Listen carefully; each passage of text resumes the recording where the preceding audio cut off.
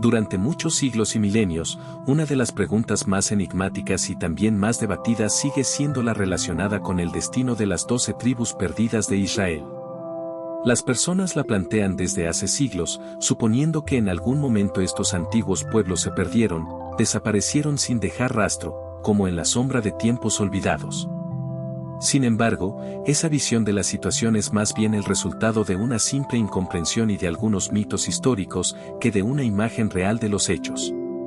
En realidad, lo ocurrido con el reino de Israel no fue una desaparición misteriosa o inexplicada del pueblo. Fue un proceso histórico complejo y de múltiples etapas, cuidadosamente documentado en crónicas y en registros históricos que podemos observar a lo largo de toda la historia de la humanidad. Situaciones similares se han repetido en la historia de muchos pueblos, atravesando periodos de desintegración, asimilación e integración. Y lo más importante es que estos procesos fueron sumamente efectivos, con frecuencia resultando en la desaparición de estados enteros y culturas. Es fundamental entender que Israel no cayó en un solo momento. No hubo una batalla decisiva ni una lucha final, después de la cual las personas restantes simplemente desaparecieran. No hubo un retorno organizado ni el surgimiento de un nuevo centro de poder que absorbiera a la población desaparecida. En cambio, ocurrió un proceso gradual, casi imperceptible, de desintegración, en el que todo un reino fue decayendo desde adentro, hasta que su identidad nacional única desapareció por completo. Para comprender las causas de esto, es necesario remontarse al momento histórico en el que Israel, anteriormente un Estado unido y poderoso, se dividió en dos reinos independientes. Esta división estuvo determinada por una serie de factores, entre los que no solo se encontraban creencias religiosas, sino también consideraciones geográficas, económicas y estratégicas. En el norte se encontraba una región fértil y rica, atravesada por rutas comerciales clave y sometida a la influencia de las grandes potencias de la época. El reino del sur, por su parte, era una zona menor y más aislada, con Jerusalén como su centro espiritual y cultural.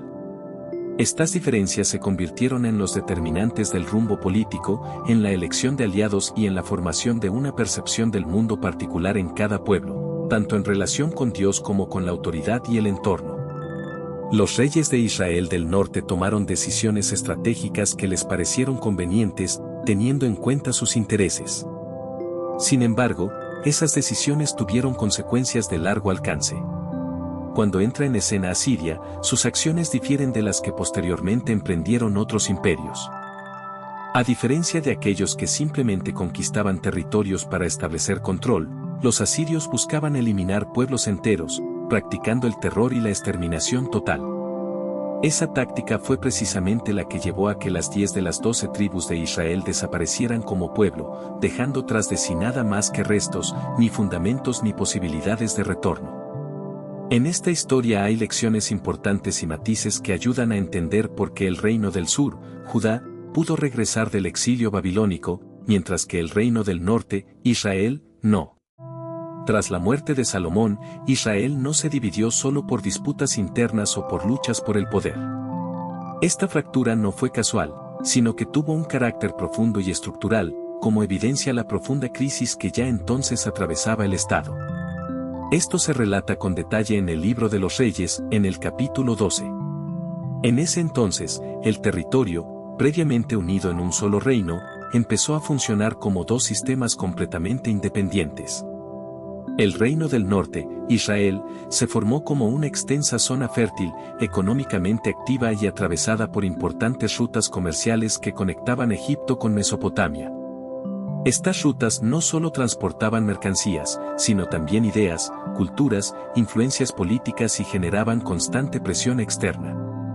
El norte era vulnerable y geográficamente abierto, ya que sus vínculos con el mundo exterior lo hacían rico, pero a la vez frágil. El reino del sur, Judá, representaba una zona más pequeña, montañosa y cerrada. La menor cantidad de rutas comerciales y su menor apertura geográfica lo hacían menos dependiente de factores externos y, al mismo tiempo, creaban cierto grado de aislamiento. Jerusalén permanecía como centro religioso, administrativo y cultural, donde se encontraba el templo, sirviendo como núcleo espiritual y nacional que unificaba.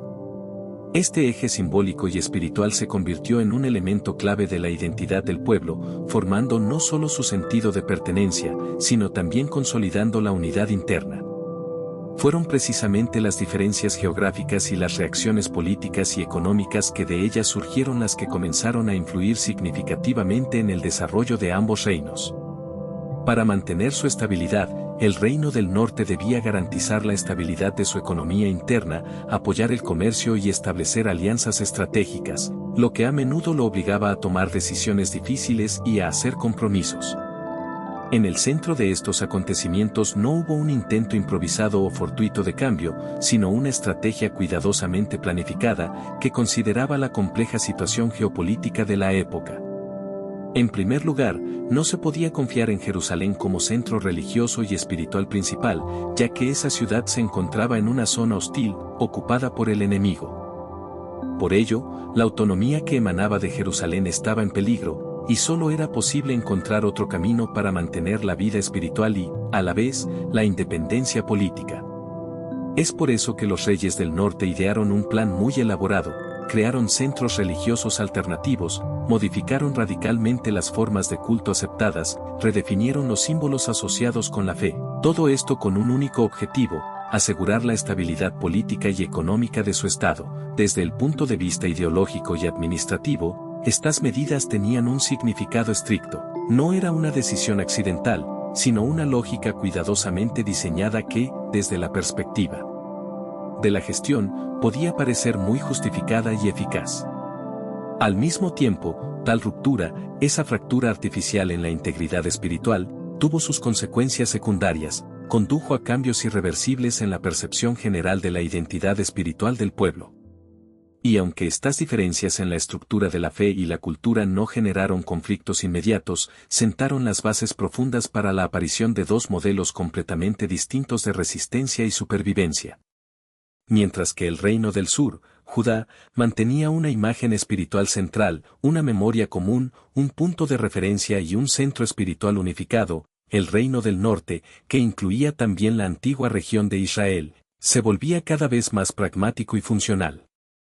Este proceso fue gradual, y con el tiempo convirtió a ambas regiones en dos modelos de existencia únicos, aunque relacionados entre sí. Estas diferencias no llevaron a una desintegración inmediata, pero sí crearon un terreno preparado para alteraciones más serias, pues cuando chocan imperios gigantescos, no suelen sobrevivir los estados más ricos o poderosos, sino aquellos que comprenden claramente su identidad y permanecen leales a ella. Y precisamente este elemento, el conocimiento y la percepción de su propia naturaleza originaria, se convirtió en la clave para el reino del norte. Empezó a funcionar no solo como una estructura política, sino también como un estado capaz de existir y desarrollarse apoyándose en su base espiritual y simbólica.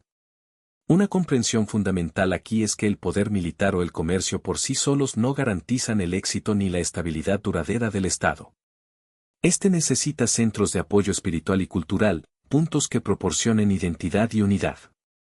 Jerusalén ya no podía cumplir esa función, pues se encontraba fuera de los límites de su propio Estado y estaba en manos de fuerzas hostiles. Bajo estas circunstancias, el Reino del Norte empezó a implementar su propio sistema de poder, no solo religioso, sino también administrativo, basado en el fortalecimiento de su estructura interna. Como resultado, la ciudad de Samaria se convirtió en el centro de ese nuevo aparato estatal, mencionado en 1 Samuel, capítulo 16, versículo 24. Samuel no era simplemente una localidad accidental o construida sin objetivos especiales, se levantaba sobre una colina, lo que la hacía fuertemente defendible y estratégicamente conveniente para controlar la región circundante. La ciudad fue diseñada con la intención de convertirse en un centro clave del poder, del gobierno y la administración, y consolidarse como un punto de apoyo confiable y duradero. Dentro de su territorio, albergaba palacios, edificios administrativos y órganos de gestión política. Todo esto hacía de Samaria el principal centro nervioso del Reino del Norte. Sin embargo, por sí misma, la ciudad no podía convertirse en la única base de la identidad nacional, ya que era necesario reforzar además el vínculo espiritual.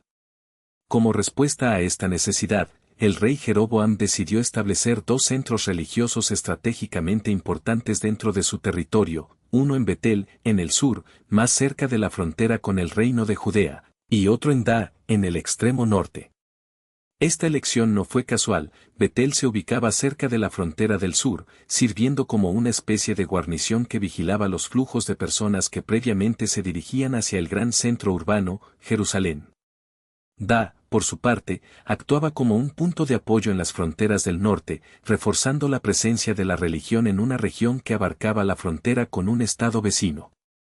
En estos lugares se erigieron altares especiales, vinculados a la figura simbólica de los becerros de oro, lo que reflejaba un compromiso político. Esto no era una total negación del Dios de Israel, sino más bien un acto de adaptabilidad pragmática para mantener el poder y evitar pérdidas entre la población. Estos altares tenían un significado no exclusivamente religioso, sino que simbolizaban una maniobra estratégica que mantenía el control sobre la línea de frente del Estado. La idea era conservar al pueblo dentro de un solo país, evitando migraciones masivas o la conversión al lado del enemigo. De acuerdo con lo que se dice en el propio libro de los Reyes, el rey Jeroboam, guiado por estos planteamientos, eligió estos puntos cruciales como nuevas bases religiosas y políticas.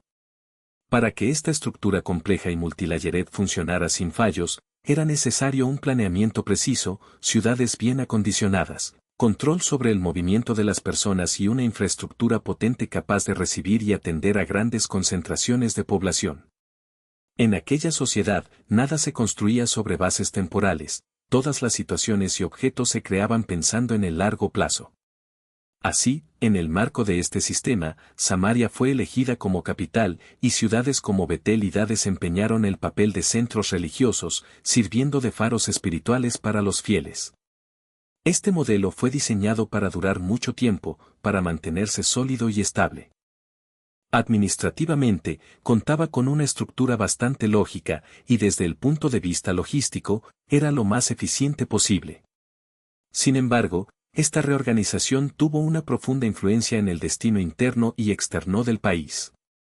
La división de la capital política, los centros religiosos y el legado espiritual provocó que el reino del norte se fragmentara en gran medida en su propia identidad. Toda la experiencia espiritual, anteriormente unificada en torno a un único centro, comenzó a desintegrarse. La fe dejó de girar en torno a un núcleo clave, Jerusalén, y se volvió cada vez más dependiente del funcionamiento del sistema estatal. Mientras esto parecía, y tal vez lo era, conveniente y estable, Judá permaneció leal a Jerusalén, donde se encontraba el templo, núcleo de la vida espiritual, y donde se mantenía una constante conexión simbólica con Dios. El reino del norte, por su parte, dependía por completo del funcionamiento ininterrumpido de este sistema, que mantenía el orden y el control. Mientras el sistema funcionaba, y realmente operó durante largos decenios, las ciudades permanecían fortificadas, el comercio seguía por rutas internacionales, y sus centros, como Belén y Dan, continuaban sirviendo como pilares religiosos. A simple vista, no había signos visibles de un colapso inminente. Para la gente común, la vida transcurría con normalidad, se celebraban festivales, se recolectaba la cosecha, la riqueza y el comercio seguían su juego ininterrumpido. Las gentes sentían estabilidad, los espacios habitables parecían seguros y sólidos. En una situación así, resulta especialmente difícil escuchar advertencias.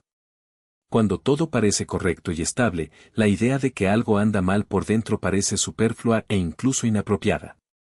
En esta etapa, entran en escena los profetas, hombres sabios y agudos que llevaban palabras de reproche y advertencias. Amós y Oseas dirigían sus palabras a un reino que aún no había sido destruido y que seguía funcionando en apariencia normal. No predicían una caída inminente de las ciudades ni el colapso del sistema. Su voz resonaba en el contexto de un sistema que parecía bastante saludable. Amós, en sus profecías, denunciaba la injusticia social, la confianza excesiva en el bienestar y la ilusión de seguridad que supuestamente brindaba una economía estable y fronteras robustas. Oseas, por su parte, hablaba de la infidelidad espiritual, de alianzas políticas que reemplazaron la confianza en Dios, y todo esto se percibía como signos de una amenaza interna que debían ser advertidos, pero que por alguna razón permanecían fuera de la atención. El problema radicaba en que el sistema mostraba resultados evidentes y titilantes. La fe y la estructura parecían inmóviles, el templo seguía realizando sus rituales, las murallas de las ciudades permanecían en pie, y las fronteras protegían contra amenazas externas. Todo esto generaba una peligrosa ilusión, como si el reino hubiera encontrado un nuevo equilibrio estable. En ese momento, parece que todos los problemas están resueltos, y los peligros que acechan dentro del sistema solo son un falso alarido, manifestaciones insignificantes.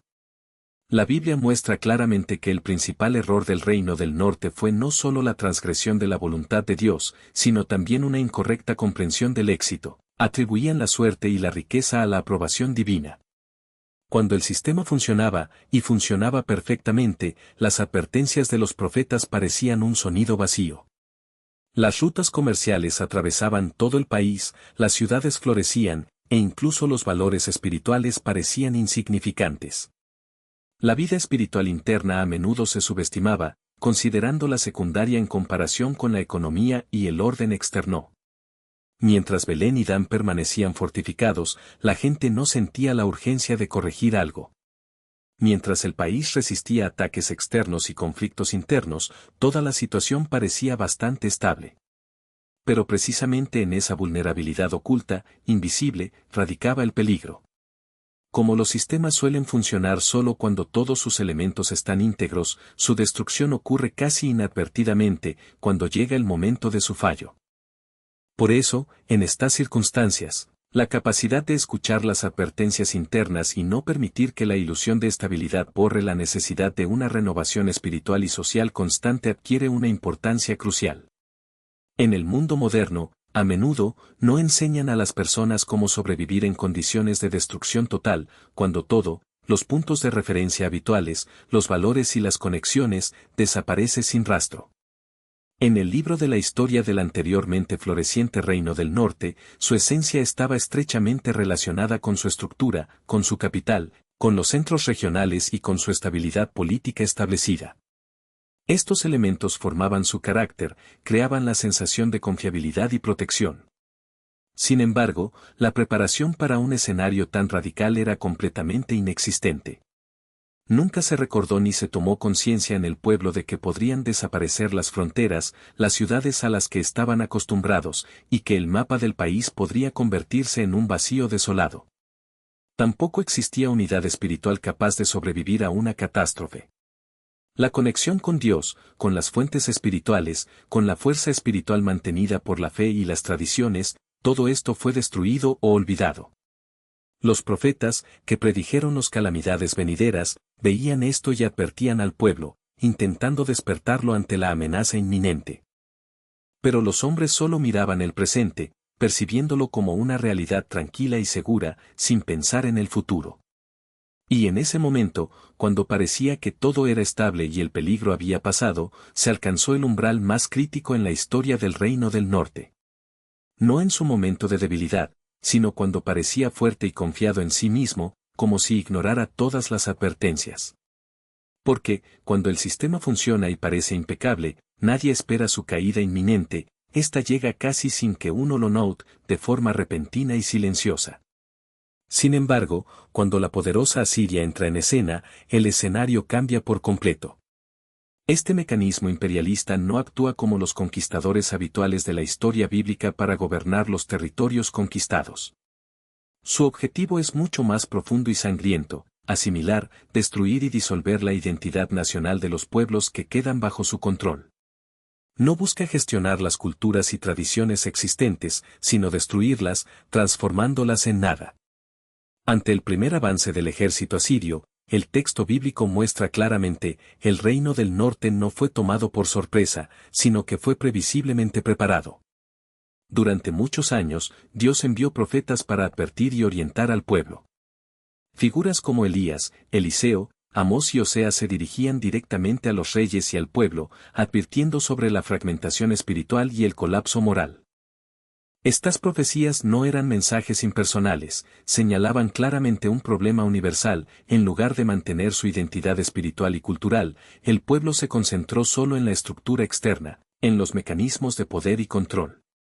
Esa destrucción interna, que impide al pueblo percibir claramente su naturaleza y su destino, está reflejada vívidamente en las Escrituras Sagradas.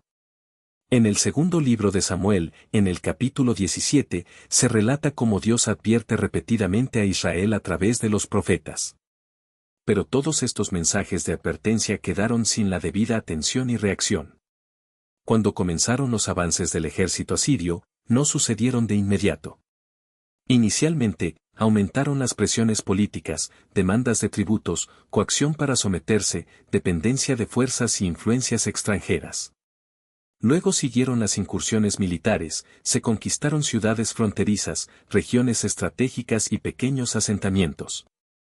Poco a poco, literalmente paso a paso, el territorio fue devastado, hasta que el sitio alcanzó el corazón mismo, la ciudad de Samaria, su capital. Las palabras bíblicas indican que el asedio duró muchos años, y todo el país resistió con todas sus fuerzas. Aún permanecían en pie las murallas, la ciudad funcionaba como antes, parecía que la resistencia continuaba, pero en el interior ya se había puesto en marcha ese proceso. Dentro, sucedía una desintegración. En cuanto cayó Samaria, no fue simplemente una conquista más, sino la destrucción definitiva del último bastión del reino del norte. En el capítulo 17 del libro de Reyes se describe cómo la ciudad fue tomada y sus habitantes, en esos días, deportados a regiones lejanas del imperio asirio. Pero en la narrativa bíblica, se presta especial atención no tanto a la técnica del asedio o a la fuerza del ejército, sino a los métodos de conquista. Se menciona que los líderes fueron expulsados del pueblo, que pueblos enteros fueron reasentados en regiones alejadas y en su lugar llegaban nuevos pueblos. Este proceso no solo destruía casas y murallas, sino que también destruía la pertenencia misma a su pueblo, su idioma, sus tradiciones, sus ritos religiosos. La gente se dividía, se mezclaba y se encontraba en condiciones en las que su memoria colectiva y su fe ya no podían ser respaldos, y su identidad cultural se destruía irremediablemente. Era una estrategia que no solo buscaba la destrucción física, sino también la aniquilación espiritual y cultural del pueblo, su capacidad de unidad y su vínculo espiritual, lo que finalmente conducía a su desaparición completa como una entidad étnica y espiritual independiente. El reino del norte, que ya en determinado momento de su historia se encontraba internamente dividido, no pudo sostenerse ante la presión del exilio y la destrucción total. Su desaparición era inevitable, porque había quedado privado de los pilares espirituales y nacionales más importantes, un centro espiritual unificado que uniera al pueblo, la ley preservada que funcionara como un pilar nacional, y el sentido de identidad, capaz de mantenerse más allá de las fronteras del orden estatal. En las Sagradas Escrituras, tal destino no se presenta como un misterio o como un inacible destino predestinado. Por el contrario, se explica como un resultado lógico, fruto de la repetida y acumulada caída en el pecado, sobre la cual se comenta en el primer libro de Samuel, en el capítulo 15, y que se analiza en detalle en el segundo libro de Samuel, en el capítulo 17. La presencia de los asirios no necesitaba eliminar la memoria de Israel del norte, ya que esa memoria se había debilitado por sí sola, debido a la descomposición interna y al declive de los fundamentos espirituales. Por eso, cuando finalmente caía la fortaleza de Samaria y se conquistaba la última resistencia de ese reino, esto no significaba solo una pérdida de integridad política y geográfica, ni surgía un regreso organizado, ni se abría una nueva grieta en su herencia histórica o étnica. Solo permanecía un conjunto disperso de individuos aislados, esparcidos entre diversas naciones y grupos, que habían sido absorbidos por culturas ajenas, carecían de una estructura interna suficiente para mantener su conciencia nacional y retornar como un pueblo independiente.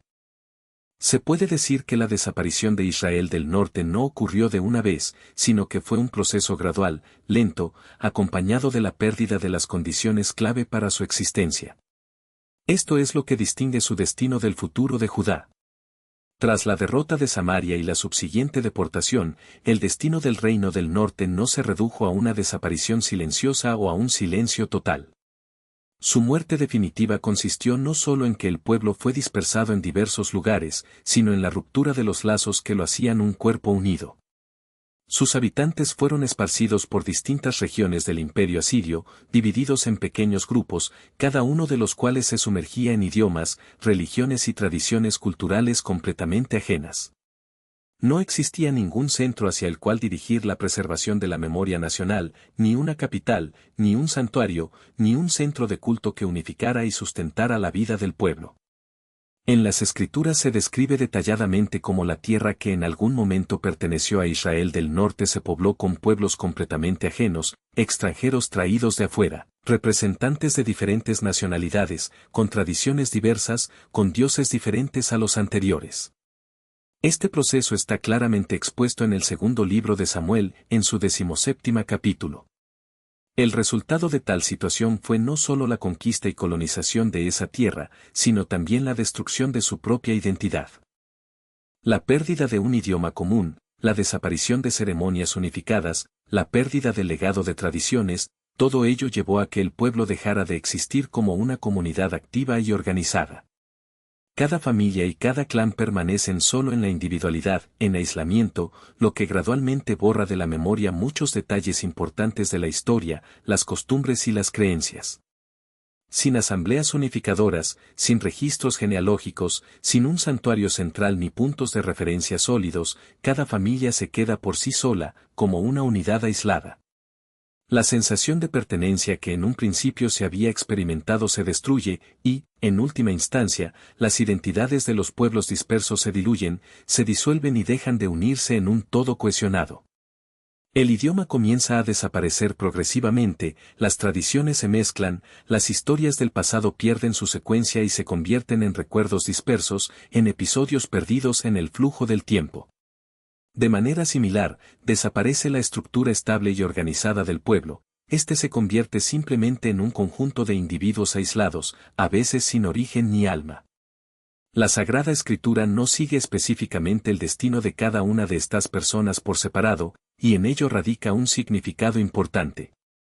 Toda su idea no consiste en llevar un registro de los destinos individuales, sino en mostrar qué le sucede a un pueblo cuando le falta su fundamento espiritual y su integridad interna.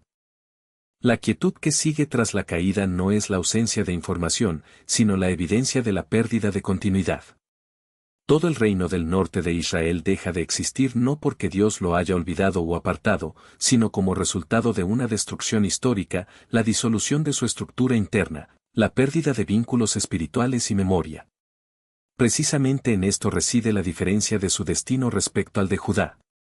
El reino de Judá también será exiliado, su tierra será perdida y Jerusalén destruida. Sin embargo, a pesar de todos los sufrimientos y pruebas, llevará consigo algo importante que la desaparecida en Occidente, que sale de escena, no logró conservar: la ley escrita, las tradiciones preservadas y la memoria colectiva organizada. Esto será precisamente lo que dará a los judíos la oportunidad de renacer y restaurarse, de volver a encontrar su identidad y legado espiritual, como un mensaje que ilumina a través de la oscuridad de la destrucción.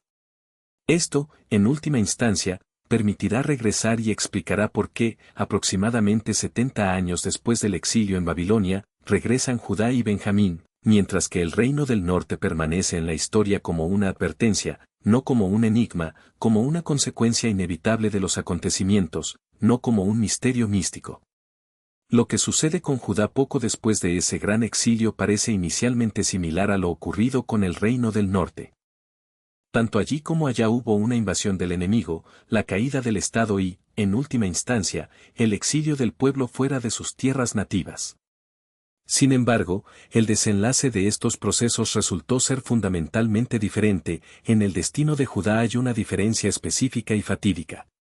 Cuando Babilonia da su paso decisivo y avanza contra Judá, ésta no es destruida por completo, como ocurrió con el reino del norte.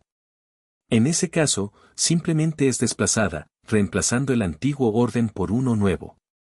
Jerusalén cae, el templo sagrado es destruido, y los nobles y líderes del pueblo son llevados cautivos, pero la identidad misma del pueblo, sus fundamentos espirituales, su cultura, su fe, no desaparece, sino que permanece intacta. Este proceso se describe detalladamente en 2 Samuel, en los capítulos 15 y 25, y se aborda más ampliamente en los libros proféticos como Isaías y Jeremías, donde se habla del destino del pueblo, de sus sufrimientos, esperanzas y liberación. A diferencia del destino del reino del norte, los habitantes de Judá fueron llevados cautivos en una forma unificada. No dispersaron a la gente en diferentes regiones, no destruyeron comunidades enteras ni agredieron su tejido social. Ellos preservaron su lengua común, su linaje, sus tradiciones y sus leyes, que servían como el núcleo de su vida nacional y espiritual. Incluso estando lejos de sus fronteras natales, su yo interior y su memoria cultural permanecían intactos. Los profetas, como Jeremías y Ezequiel, se dirigían a ellos precisamente en ese sentido, no alertándolos sobre la inevitable destrucción, sino insistiendo en la importancia de mantener la memoria histórica y los valores espirituales, para que algún día, después de siglos, pudieran regresar a su tierra. La escritura desempeñó un papel fundamental en el proceso de supervivencia y preservación de la identidad. Para el pueblo, la palabra y el derecho escrito no eran solo atributos culturales, sino poderosos medios de protección y afirmación. La ley, registrada, difundida y transmitida de generación en generación, era una especie de pilar que sostenía al pueblo en los momentos más difíciles. En la historia de Judá, el amor por la escritura y la perseverancia en mantener los registros históricos fueron factores que les ayudaron no solo a sobrevivir al exilio, sino también a purificarse en la amenaza de los enemigos, fortaleciendo su vida espiritual interna. Fue precisamente después de 70 años del comienzo del cautiverio babilónico cuando el pueblo de Judá pudo regresar a su tierra, reconstruir Jerusalén, reavivar el templo y restablecer el culto que se perdió durante el exilio. Este momento importante quedó plasmado en los libros de Esdras y Nehemías, como testimonios del regreso, la unión del pueblo y el inicio de una nueva vida en la tierra liberada. Cuando los descendientes de Judá y Benjamín retornaron a su tierra, no solo restauraron los muros destruidos y restablecieron el orden original del culto, sino que también recuperaron aquella fuerza espiritual que los distingue de los demás pueblos. La principal diferencia entre Judá y el reino del norte no radica en la potencia militar o en la justicia política, ni en los méritos humanos o en la fuerza de las armas, sino en la obstinación espiritual profunda y en la estructura interna del pueblo. Judá perdió territorio, templo e incluso su unidad política, pero sus valores internos y la memoria de quienes eran permanecieron intactos. Con su pérdida, no perdió su núcleo espiritual, y en los tiempos más difíciles, su identidad vivía en su interior. El reino del norte, por su parte, construyó un sistema que funcionaba solo cuando tenía poder, era un sistema organizado externamente, pero carecía de fortaleza interna. Judá, en cambio, es un ejemplo de un pueblo que pudo perder todo lo externo, tierra, templo, sistema estatal, y aún así conservar su yo interior. Gracias a este patrimonio interno, a pesar de las destrucciones y el exilio, logró retornar y ocupar su lugar en la historia. Este ejemplo demuestra que la diferencia entre un pueblo que fue completamente destruido y uno que pudo regresar no radica en la fuerza política o militar, sino en la fuerza de la memoria espiritual y la identidad interna, que se apoyan en aquello que no depende de circunstancias externas. Y precisamente esa resistencia interna es la principal característica que permite superar la destrucción, sobrevivir a la crisis y resurgir de las ruinas. Este principio no solo tiene un significado histórico, sino que también hoy en día sirve como un recordatorio importante, incluso si las estructuras externas pueden derrumbarse, los sistemas caer, las ciudades quemarse o ser destruidas, el yo interior, implantado en el corazón de cada pueblo y de cada persona, puede sobrevivir, mantener su identidad y dar origen a una nueva renovación si está arraigado en una fe inquebrantable y en la memoria.